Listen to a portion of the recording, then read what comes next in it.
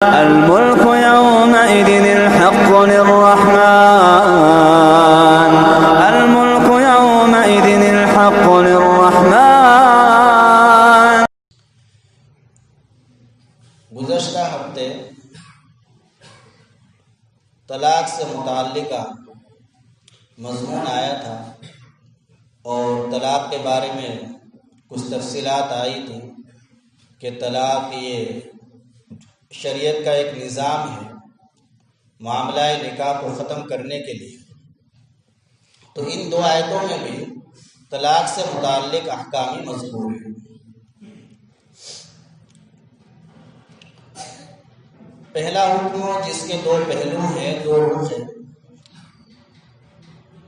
آیت شریفہ میں یہ بیان کیا گیا ہے کہ اگر آدمی بیوی کو طلاق دے دے، اور طلاق رجعی، تین طرح کی طلاق ہوتی ہے، گزشتہ ہفتے تفصیل سے بتایا تھا کہ ایک تو ہے نمبر 1 طلاق رجعی، ایک مرتبہ بیوی سے کہے میں نے تجھے طلاق دے دی، یہ طلاق رجعی ہے۔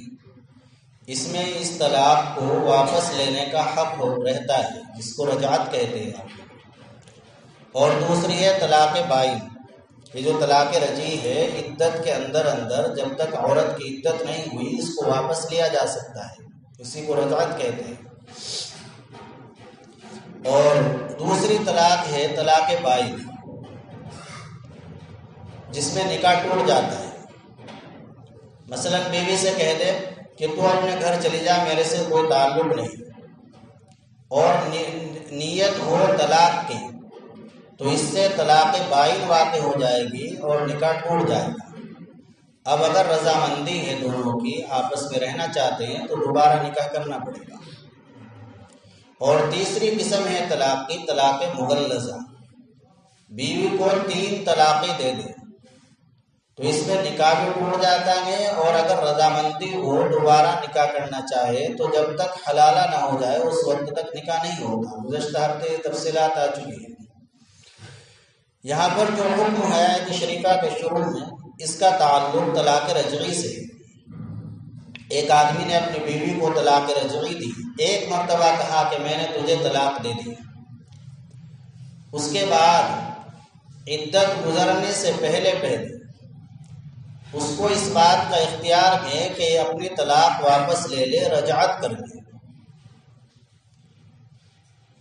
ایک اختیار تو یہ اللہ پاک نے فرمایا وَإِذَا طَلَّقْتُمُ النِّسَاءَ فَبَلَغْنَ أَجَلَهُنَّ فَأَمْسِكُوهُنَّ بِمَعْرُوفٍ، کہ جب تم بیوی کو طلاق دے دو اور اس کی عدت گزرنے کے قریب ہو، عدت پوری نہ ہوئی ہو، ابھی پوری ہونے والی ہو، عدت گزرنے سے، عدت مکمل ہونے سے پہلے فَأَمْسِكُوهُنَّ بِمَعْرُوفٍ، تم ان کو اپنے نکاح میں روک سکتے ہو قاعدے کے مطابق۔ نکاح میں روک لو، نکاح میں روکنے کا طریقہ اسی کو رجعت کہتے ہیں۔ نکاح میں کیسے روکے؟ بمعروف، قید لگائیے، قاعدے کے مطابق۔ قاعدہ کیا ہے؟ قاعدہ یہ ہے کہ سب سے پہلی بات تو یہ کہ بعض مرتبہ ایسا ہوتا ہے کہ طلاق دینے کے بعد مرد کا دماغ صحیح ہو جاتا ہے اور بیوی کے اندر جو خوبیاں تھی وہ سب نظر آنے لگتی ہے۔ پھر جب بیوی ہاتھ سے نکل جاتی ہے تو اس کا برا انجام طلاق کا سامنے آتا ہے۔ تو اب آدمی چاہتا ہے کہ میرا نکاح اور میری بیوی نکاح میں باقی رہ جائے، تو باقی رکھ سکتا ہے، لیکن قاعدے کے مطابق۔ وہ قاعدہ کیا ہے؟ ایک بات تو یہ کہ نیت یہ ہو کہ اب ہم اچھے طریقے سے زندگی گزاریں گے، ناراضگی، انقباض جو دل کے اندر تھا، غصہ جو دل کے اندر تھا، ناراضگی جو تھی، اس کو دور کر دے، اور نیت یہ ہو کہ میں اب اس کو اپنی بیوی بنا کر رکھوں گا اور اچھے طریقے سے اور حسن سلوک کے ساتھ کروں گا، اچھے طریقے سے زندگی گزارے گا۔ حسن معاشرت کی نیت ہو، اچھے طریقے سے زندگی گزارنے کی نیت ہو، بری نیت نہ ہو، ظلم کرنے کی، زیادتی کرنے کی نیت نہ ہو، اور یہ نیت نہ ہو کہ اگر یہ میرے نکاح سے نکل گئی تو پھر مجھے تاوان دینا پڑے گا، ڈانٹ دینا پڑے گا، سامان واپس کرنا پڑے گا، کچھ جرمانہ بھی لگے گا، کیس ہوگا، اس طرح کی نیت نہ ہو۔ بلکہ نیت یہ ہونی چاہیے کہ بیوی بنا کر رکھوں گا اور اچھے طریقے سے زندگی گزاروں، اور پھر رکھے بھی کیسے؟ قاعدے کے مطابق۔ قاعدہ رجعت ہے، رجعت کرے کہ میں اپنی طلاق واپس لے رہا ہوں۔ اور سورہ طلاق میں اللہ تعالیٰ نے فرمایا وَأَشْهِدُوا ذَوَيْ عَدْلٍ مِّنكُمْ وَأَقِیمُوا الشَّهَادَةَ لِلَّهِ، کہ جب رجعت کرو تو اس وقت تم اپنے میں سے تم عادل آدمیوں کو گواہ بھی بنا لو کہ میں نے طلاق دی تھی، اب میں اپنی طلاق کو واپس لے رہا ہوں۔ گواہ بنانے میں بہت سی خرابیوں کا دروازہ بند ہو جائے گا۔ کہیں ایسا نہ ہو کہ کل کو عورت انکار کرنے لگے کہ نہیں رجعت نہیں کی تھی، طلاق واپس نہیں لی تھی۔ ایسا ہو جاتا ہے، عورت رہنا نہیں چاہتی، کہتی ہے میں کہ اس نے طلاق واپس نہیں لی، عدت مکمل ہو گئی، نکاح ٹوٹ گیا، لہٰذا میں نکاح نہیں کرنا چاہتی۔ تو جب گواہ موجود ہوں گے تو ایسے وقت میں وہ گواہی دیں گے اور ان کی گواہی سے کچھ مرد کا جو حق ہے وہ پورا ادا ہوگا۔ اور دوسرے ایسا بھی ہو سکتا ہے کہ مرد نے رجعت کی نہیں، اب جب عدت پوری ہو گئی تو اب وہ کہتا ہے کہ میں نے رجعت کر لی تھی، تو اگر گواہ ہوں گے تو تب تو اس کے قول کی تردید ہو جائے گی کہ غلط بات کہہ رہا ہے، انکار ہو جائے گا۔ اور اگر گواہ نہیں ہوں گے تو پھر خرابی پیدا ہوگی، مفسدہ پیدا ہوگا، لڑائی جھگڑے ہوں گے۔ تو اس لیے اللہ پاک نے حکم دیا وَأَشْهِدُوا ذَوَيْ عَدْلٍ مِّنكُمْ کہ رجعت کے وقت میں جیسے نکاح کے وقت دو گواہ تھے تو ایسے ہی بہتر یہ بھی ہے، اس وقت تو گواہوں کا ہونا ضروری ہے، لیکن رجعت کے وقت میں بہرحال مستحب تو ہے ہی کہ دو گواہ بنا لیے جائیں۔ اور اللہ پاک نے ان کو حکم دیا وَأَقِیمُوا الشَّهَادَةَ لِلَّهِ کہ جب گواہی دینے کا وقت آئے تو اس وقت اللہ کو حاضر ناظر سمجھ کے سچی گواہی دو، جھوٹی گواہی نہ دو۔ وَأَقِیمُوا الشَّهَادَةَ لِلَّهِ تو امسکوہن بمعروف، اگر روکنا ہے تو قاعدے کے مطابق، اور سرحوہن بمعروف۔ دوسرا رخ اس مسئلے کا یہ ہے کہ ناراضگی، غصہ، انقباض جو طبیعت کے اندر ہے وہ دور نہیں ہوا، اور مرد یہی چاہتا ہے کہ بس میں اس کو اپنے سے علیحدہ کر دوں، تو اللہ پاک فرماتے ہیں کہ اس کا بھی اختیار ہے، وَسَرِّحُوهُنَّ بِمَعْرُوفٍ یا قاعدے کے مطابق ان کو علیحدہ کر دو۔ قاعدہ کیا کہ تم نے ایک طلاق دے رکھی ہے، ان کی عدت پوری ہو جائے گی تو وہ تمہارے نکاح سے نکل جائے گی۔ اب اس کے بعد قاعدہ یہ ہے کہ ایک تو لا يحل لكم ان تاخذوا مما آتيتموهن شيئا الا يخافا الا يقيما حدود الله، جب تم نے ان کو اپنے نکاح سے نکال دیا تو اب یہ نہ ہو کہ تم ان سے کچھ مال کا مطالبہ کرو، جو تم نے ان کو زیورات دیے تھے، جو سامان دیا تھا اس کو واپس لینے لگو، یہ تمہارے لیے ذرہ برابر لینا بھی حلال نہیں ہے۔ تمہارے ایک زمانے تک، ایک وقت تک تمہاری بیوی بن کر رہی ہے، جو تم نے ان کو دے دیا تو دے دیا، اس کو واپس نہ لو، وہ تو ہدیہ ہے، گفٹ ہے۔ ہدیہ دے کر واپس لینے والا، حدیث شریف کے اندر ایسا بتلایا گیا ہے اور ایسی مثال اس کی پیش کی گئی ہے کہ وہ اس کتے کے مانند ہے جو قے کر کے چاٹ لے۔ جو ہدیہ دے کر کسی کو واپس لیتا ہے تو ایسا ہے جیسے کتا قے کر کے چاٹ لے اپنے۔ تو جو تم نے اپنی بیویوں کو دے دیا، جب ان کو طلاق کی نوبت آ گئی تو پھر ان سے وہ مال واپس نہ لو۔ ایسے ہی قاعدے کے مطابق یہ بھی ہے کہ ان کا جو مہر ہے تمہارے ذمے، وہ مہر بھی پورا ادا کر دو، جو مہر ہے وہ بھی پورا ادا کر دو، یہ تو حق واجبی ہے۔ وَلِلْمُطَلَّقَاتِ مَتَاعٌ بِالْمَعْرُوفِ، اللہ پاک نے فرمایا جن عورتوں کو طلاق ہو جائے تو ان کو کچھ دینا، کچھ استحبابی طور سے بھی دے دو۔ مہر تو ان کا حق واجبی ہے، وہ تو دے ہی رہے ہو، ان کو کچھ نقدی یا کم از کم کپڑوں کا 1-2 جوڑا اتنا دے دو۔ دیکھو کیسا نظام ہے، شریعت کے کیسے قوانین، کیسے ضابطے اور کیسا نظام ہے۔ اگر انسان اس پر عمل کرے تو طلاق کا جو نظام ہے، طلاق کی جو صورتیں ہیں جن میں آپس میں خوب لڑائی جھگڑے ہوتے ہیں، تو اگر اس طریقے سے اس معاملے کو ختم کیا جائے تو پھر لڑائی جھگڑوں کی نوبت نہیں آتی۔ جیسے نکاح ایک معاملہ ہے تو نکاح کے ختم کرنے کا شریعت میں جو نظام بنا ہے وہ بھی انتہائی خوبصورت نظام ہے۔ تو یہ تو 2 اختیار دیا، وَسَرِّحُوهُنَّ بِالْمَعْرُوفِ۔ ولا تمسكوهن ضرارا لتعتدوا، اور تم ان کو نہ روکو نقصان پہنچانے کے لیے کہ تم ان پر ظلم کرو. یعنی یہ نہ ہو کہ تم اپنی طلاق واپس لے رہے ہو، رجعت کر لے رہے ہو، اور نیت تمہاری یہ ہو کہ ہم ان کو نقصان پہنچائیں گے، نہ تو ان کے حق ادا کریں گے، حق تلفی کریں گے، اور اپنے نکاح میں سے نکالنے کی بھی نہیں، کہیں اور بھی نہیں جانے دیں گے. یہ نیت نہ ہو ظلم کرنے کی. وَمَن يَتَعَدَّ حُدُودَ اللَّهِ فَقَدْ ظَلَمَ نَفْسَهُ وَمَن يَفْعَلْ ذَلِكَ فَقَدْ ظَلَمَ نَفْسَهُ. جو آدمی حق تلفی کرے گا بیوی کی، ظلم کرے گا، زیادتی کرے گا، دنیا میں کسی پر بھی ظلم کرے گا، فقد ظلم نفسہ، تو حقیقت میں اپنی جان پر ہی ظلم کر رہا ہے. چونکہ ظالم جو ظلم کرتا ہے اس ظلم کا وبال اس کو دنیا میں بھی بھگتنا پڑتا ہے، اس کی سزا دنیا میں بھی بھگتنی پڑتی ہے. ظالم ظلم کی سزا دنیا میں بھی بھگتتا ہے، اس کے سامنے آتا ہے جو ظلم زیادتی کسی پر کرتا ہے، بیوی پر کی ہے، پڑوسی پر کی ہے، یا کسی اور انسان پر کی ہے، حتیٰ کہ اگر جانور پر بھی ظلم و زیادتی کرتا ہے تو اس ظلم کا انجام بھی اسے بھگتنا پڑتا ہے دنیا کے اندر ہی. اور آخرت کا معاملہ تو یہ ہے کہ ظالم اس وقت تک ایک قدم بھی آگے نہیں بڑھ سکے گا جب تک کہ مظلوم کو اس کا بدلہ نہیں دلا دیا جائے گا. ظالم ایک قدم بھی آگے نہیں بڑھ سکے گا جب تک کہ مظلوم کو اس سے بدلہ نہیں دلوا دیا جائے گا. بدلہ کیا دلوایا جائے گا؟ اس کی جو نیکیاں ہوگی سب مظلوم کے کھاتے میں چلی جائے گی. اگر نیکی ختم ہو گئی تو پھر مظلوم کے جو گناہ ہیں وہ گناہ اس پر لاد دیے جائیں گے، ان کی بھی سزا بھگتنی پڑے گی. وَمَن يَفْعَلْ ذَلِكَ فَقَدْ ظَلَمَ نَفْسَهُ. جو آدمی ایسا کرے گا تو اس نے اپنے نفس پر ظلم کیا. جو کسی پر ظلم کر رہا ہے، زیادتی کر رہا ہے، وہ اپنے اوپر ظلم کر رہا ہے. وَلَا تَتَّخِذُوا آيَاتِ اللَّهِ هُزُوًا. اللہ کے احکام کو مذاق نہ بناؤ.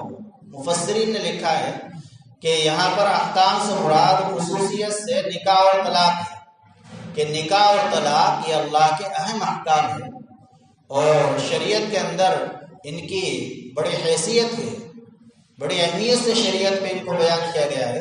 لہذا نکاح اور طلاق کو تم مذاق نہ سمجھو. ایسا نہیں کہ زبان سے طلاق کا لفظ نکال دیا اور کہنے لگو میں تو مذاق میں کہہ رہا تھا. نہیں، نکاح اور طلاق یہ مذاق کی چیزیں نہیں ہیں، یہ کچھ شرعی چیزیں ہیں. حدیث شریف کے اندر ہے، حضرت ابو درداء رضی اللہ تعالیٰ عنہ فرماتے ہیں کہ بعض لوگ ایسا کرتے تھے کہ بیوی کو مذاق میں کہہ دیا طلاق، اور بعد میں کہنے لگے ہم تو مذاق کر رہے تھے، طلاق دینے کی ہماری نیت نہیں تھی. تو اس پر اللہ تعالیٰ نے فرمایا وَلَا تَتَّخِذُوا آيَاتِ اللَّهِ هُزُوًا. اللہ کے احکام کو، نکاح کو، طلاق کو مذاق نہ بناؤ. 3 چیزیں ایسی ہیں حدیث شریف کے اندر ہے، کئی صحابہ سے روایت مروی ہے، ثلاث جدہن جد وہزلہن جد، النکاح الطلاق والرجعۃ والعتاق، العتاق والطلاق والرجعۃ. 3 چیزیں ایسی ہیں کہ ان کی حقیقت تو حقیقت ہے ہی اگر حقیقت میں کیا جائے، لیکن اگر مذاق میں کیا جائے تب بھی وہ حقیقت ہی سمجھی جائے گی. جس حال میں بھی آدمی ان کو کرے تو اس حال میں وہ منعقد ہو جاتی ہے اور ان پر حکم مرتب ہو جاتا ہے. پہلی چیز ہے طلاق. طلاق آدمی کسی بھی حالت میں دے، مذاق میں دے، غصے میں دے، طلاق واقع ہو جائے گی. ایسے ہی رجعت ہے، طلاق کو واپس لینا، یہ بھی چاہے مذاق میں ہو چاہے حقیقت میں ہو، مذاق بھی اس کی حقیقت ہے. اور تیسری چیز ہے غلام کو آزاد کرنا. کوئی آدمی اپنے غلام سے کہہ دے میں نے تجھے آزاد کر دیا تو وہ آزاد ہو جائے گا. اب بعد میں کہنے لگے میں تو مذاق کر رہا تھا تو اس کا یہ کہنا شریعت معتبر نہیں ہے. ایسے بیوی سے کہہ دے میں نے تجھے طلاق دے دی تو طلاق ہو گئی. اب اگر کہتا ہے میں تو مذاق کر رہا تھا تو یہ مذاق کا اعتبار نہیں. طلاق اگر مذاق میں ہو تو تب بھی وہ حقیقت ہی ہے. ایسے ہی طلاق کو واپس لینا، میں اپنی طلاق کو واپس لیتا ہوں، رجعت کر لی اور بعد میں کہنے لگے میں تو مذاق کر رہا تھا، میں طلاق واپس نہیں لی. نہیں، طلاق واپس ہو گئی، رجعت ہو گئی. تو یہ 3 چیزیں ایسی ہیں. تو اللہ پاک فرما رہے وَلَا تَتَّخِذُوا آيَاتِ اللَّهِ هُزُوًا. اللہ کے احکام ہیں نکاح اور طلاق، ان کو مذاق نہ بناؤ. وَاذْكُرُوا نِعْمَةَ اللَّهِ عَلَيْكُمْ وَمَا أَنزَلَ عَلَيْكُمْ مِنَ الْكِتَابِ وَالْحِكْمَةِ يَعِظُكُمْ بِهِ وَاتَّقُوا اللَّهَ وَاعْلَمُوا أَنَّ اللَّهَ بِكُلِّ شَيْءٍ عَلِيمٌ۔ قرآن کریم کے اندر جتنے بھی قوانین ہیں تو ان قوانین کو بڑے اچھے انداز سے بیان کیا گیا ہے۔ ایک قانون، ایک حکم بیان کیا جاتا ہے، اس کے بعد اس حکم پر عمل کرانے کے لیے ذہن سازی کی جاتی ہے، ذہن بنایا جاتا ہے، زمین تیار کی جاتی ہے۔ ایسی بات کا ذکر آتا ہے کہ جس سے انسان کا ذہن بن جائے اس حکم پر عمل کرنے کے لیے، اس حکم کے فوائد بتلائے جاتے ہیں، اس حکم پر عمل نہ کرنے کے نقصانات بیان کیے جاتے ہیں۔ اللہ پاک فرماتے ہیں وَاذْكُرُوا نِعْمَةَ اللَّهِ عَلَيْكُمْ، اللہ کی نعمتیں ہیں تمہارے اوپر، نکاح ہے، نکاح کے ذریعے جو تمہیں راحت ملی ہے وہ سب اللہ کی نعمتیں ہیں، ان کو یاد رکھو۔ وَمَا أَنزَلَ عَلَيْكُم مِّنَ الْكِتَابِ وَالْحِكْمَةِ يَعِظُكُم بِهِ، اللہ نے جو تمہارے اوپر کتاب نازل کی ہے، قرآن کریم تمہیں دیا، جس میں تمہاری زندگی کے لیے قوانین، دستور، طریقہ سب بیان کیا گیا، جس کے ذریعے اللہ تعالیٰ تمہیں نصیحت کرتے ہیں، تو یہ سب چیزیں یاد رکھو اور اللہ کا شکر ادا کرو۔ وَاتَّقُوا اللَّهَ، اور اللہ سے ڈرتے رہو، اور یقین رکھو کہ اللہ تعالیٰ ہر چیز کو جاننے والے ہیں۔ تو یقین بنایا گیا ہے کہ اللہ کا ڈر، اللہ کا خوف انسان کے اندر ہوگا، تبھی وہ جرائم سے رکے گا اور اللہ کے احکام اور قوانین پر عمل کرے گا۔ اور اللہ تعالیٰ ہر چیز کو جاننے والے ہیں، یعنی اللہ رب العزت جانتے ہیں کہ تم کس نیت سے رجعت کر رہے ہو۔ اگر تمہاری نیت ظلم کی ہے، فساد کی ہے، تو اللہ کو خوب معلوم ہے تمہیں اس کی سزا بھگتنی پڑے گی۔ پھر بیوی کو پریشان کرنا اگر تمہارا منشا ہے، اس کی حق تلفی کرنا اگر تمہاری نیت ہے، اور تمہارا ارادہ یہ ہے کہ ہم اسے اپنے قید خانے میں رکھیں گے، جیل میں رکھیں گے، ہم اسے کہیں اور نہیں جانے دیں گے، اور اس کا حق بھی ادا نہیں کرنا ہے، تو یاد رکھو اللہ تعالیٰ تمہارے دلوں کی حالت کو خوب جاننے والے ہیں، اللہ تمہیں اس کی سزا دیں گے۔ وَإِذَا طَلَّقْتُمُ النِّسَاءَ فَبَلَغْنَ أَجَلَهُنَّ فَلَا تَعْضُلُوهُنَّ يَنكِحْنَ أَزْوَاجَهُنَّ۔ اگلی آیت میں بھی طلاق سے متعلق ایک حکم مذکور ہے، وہ ہے کہ جب عورت کی عدت پوری ہو جائے، ایک شخص نے اپنی بیوی کو طلاق دی، ایک طلاق، طلاق رجعی، اس کی عدت پوری ہو گئی۔ اب عدت پوری ہونے کے بعد اس بیوی کو اختیار ہے کہ اگر رضامندی ہو آپس کی تو چاہے تو پہلے شوہر سے ہی نکاح کر لے، اور چاہے دوسرے شوہر سے نکاح کرنا چاہے تو دوسرے شوہر سے بھی نکاح کر سکتی ہے۔ اللہ پاک نے اس آیت شریفہ میں منع فرمایا فَلَا تَعْضُلُوهُنَّ يَنكِحْنَ أَزْوَاجَهُنَّ، کہ ان عورتوں کو پھر تم مطلقہ عورتوں کو جن کو طلاق ہو جائے اپنے تجویز کیے ہوئے چنے ہوئے شوہروں سے نکاح کرنے سے نہ روکو۔ نبی پاک صلی اللہ علیہ وسلم کے زمانے میں اس طرح کے دو واقعے پیش آئے، وہی اس آیت شریفہ کا شان نزول ہے۔ ایک صحابی ہیں حضرت معقل بن یسار رضی اللہ عنہ، بخاری شریف میں واقعہ ہے، انہوں نے اپنی بہن کی شادی ایک شخص سے کر دی، کچھ دن تک رہے، اس کے بعد اس شخص نے حضرت معقل بن یسار رضی اللہ عنہ کی بہن کو طلاق دے دی۔ طلاق کے بعد عدت گزر گئی، عدت کے بعد پھر ان دونوں کی رضامندی ہوئی کہ پھر ہمارا نکاح ہو جائے، بہن راضی ہے کہ نکاح ہو جائے میرے پہلے شوہر سے، اور شوہر بھی راضی ہے کہ میرا نکاح ہو جائے۔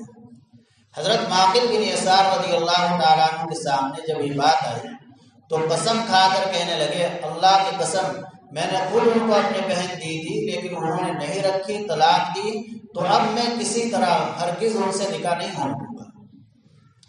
حالانکہ بہن راضی ہے، جن کا معاملہ ہے وہ راضی ہے، لیکن بھائی نے قسم کھا لی کہ اب میں اپنے بہن کو دوبارہ اس کے نکاح میں نہیں دوں گا جس نے طلاق دی ہے۔ اسی طرح کا ایک واقعہ پیش آیا حضرت جابر بن عبداللہ کی چچا زاد بہن کا، کہ طلاق ہوئی، طلاق کے بعد عدت مکمل ہو گئی، پھر نکاح کرنا چاہتے ہیں دونوں، لیکن جابر بن عبداللہ نے نکاح کرنے سے منع فرما دیا۔ اس پر اللہ رب العزت نے آیت شریفہ نازل فرمائی کہ جب تم بیویوں کو طلاق دے دو اور ان کی عدت پوری ہو جائے تو پھر تم ان کو نکاح کرنے سے نہ روکو اپنے تجویز کیے ہوئے شوہر سے۔ جس شوہر سے وہ نکاح کرنا چاہے، جس مرد سے نکاح کرنا چاہے، ان کو اختیار ہے، تم نہیں روک سکتے ہو۔ فلا تعذلوهن ينكحن۔ چنانچہ جب صحابہ کے کانوں میں آیت شریفہ پڑھی تو فوراً ان دونوں صحابیوں نے، حضرت جابر بن عبداللہ نے اور معقل بن یسار نے فوراً راضی ہو گئے، اپنے بہنوں کا نکاح انہیں شوہروں سے کر دیا جن سے وہ کرنا چاہتی تھی۔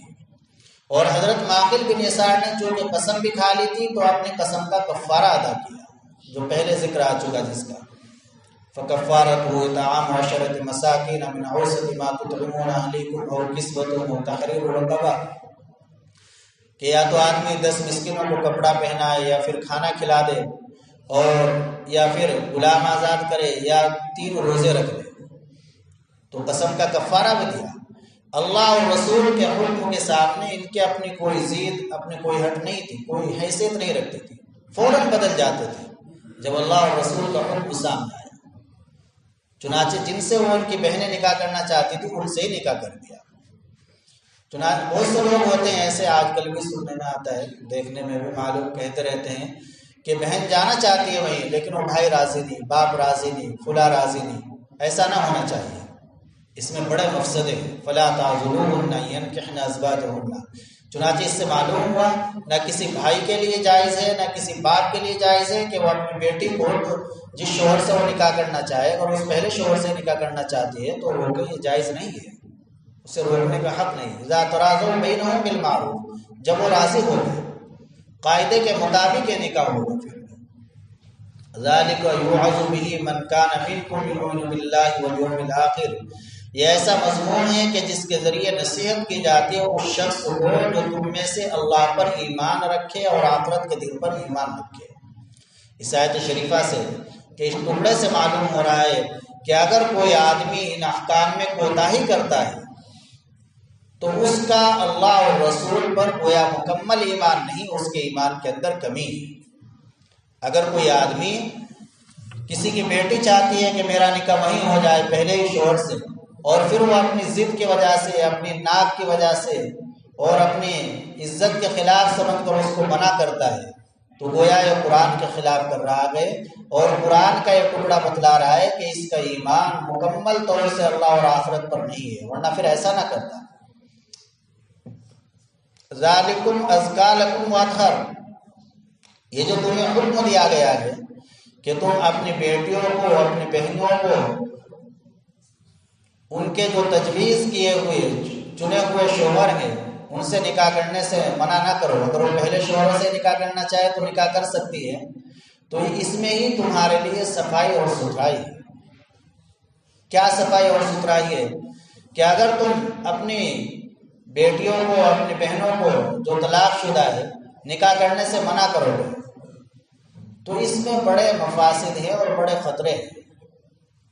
مثلا ایک مفسدہ یہ ہے کہ اگر وہ عورت گناہ میں مبتلا ہو گئی تو اس کا وبال تمہارے اوپر ہوگا کیونکہ تم نے اس کو نکاح کرنے سے روکا تھا۔ اگر وہ اپنی مرضی سے چلی گئی کسی کے ساتھ یا اسی کے ساتھ تو اس سے تمہاری عزت خاک میں مل جائے گی دنیا کے اندر بھی۔ اس لیے اللہ نے جو حکم دیا ہے اس پر عمل کرنے میں ہی تمہارے لیے خیر ہے، اسی پر عمل کرو، اس میں یہ ہر طرح کی بھلائی ہے۔ یہ ذہن سازی کی جائے۔ دیکھو دنیا کی حکومتیں بھی قانون بناتی ہے لیکن بے ڈھنگے انداز سے، نہ اس قانون کے نفاذ کے لیے لوگوں کو پہلے تیار کیا جاتا ہے، نہ اس کے فوائد بتلائے جاتے ہیں، کچھ نہیں، بس متعصبانہ انداز سے قانون بنا دیا جاتا ہے۔ اور قرآن کریم جو قانون بناتا ہے تو اس قانون کی حکمت مصلحتوں کی طرف اشارہ کرتا ہے، اور اس کے لیے اس قانون سازی میں جو حکمتیں ہیں اس کے لیے ذہن سازی کرتا ہے۔ قرآن کریم کے اندر جو بھی قانون آتا ہے، جو حکم آتا ہے تو اس کے لیے ذہن سازی کی جاتی ہے، اس کی حکمت مصلحتیں بتلائی جاتی ہے کہ لوگ اس پر عمل کر لیں۔ اور کوشش یہ رہتی ہے، قرآن کریم کا اسلوب ایسا رہتا ہے کہ کوئی بھی اس قانون پر عمل نہ کر کے سزا کا مستحق نہ ہو۔ قرآن کریم کا انداز یہ ہے کہ ہر آدمی جو بھی اس قانون کو سنے، اس حکم کو سنے، وہ اس پر عمل کرنے والا ہو۔ واللہ یعلم وانتم لا تعلمون، اللہ تعالیٰ جانتے ہیں تم نہیں جانتے ہو۔ یعنی جو بھی قانون بتایا جاتا ہے، جو بھی حکم آتا ہے تو اس حکم کی مصلحت، حکمت اللہ جانتے ہیں، تمہارا ذہن وہاں تک نہیں پہنچ سکتا۔ اللہ رب العزت قانون بنانے والے ہیں، اللہ رب العزت ہی انسان کو پیدا کرنے والے ہیں، تو انسان کے حال کے کیا مناسب ہے، انسان کی مصلحت کس چیز میں، اللہ تعالیٰ ہی جانتے ہیں، کوئی اور نہیں جانتا، تم نہیں یہ بات جانتے۔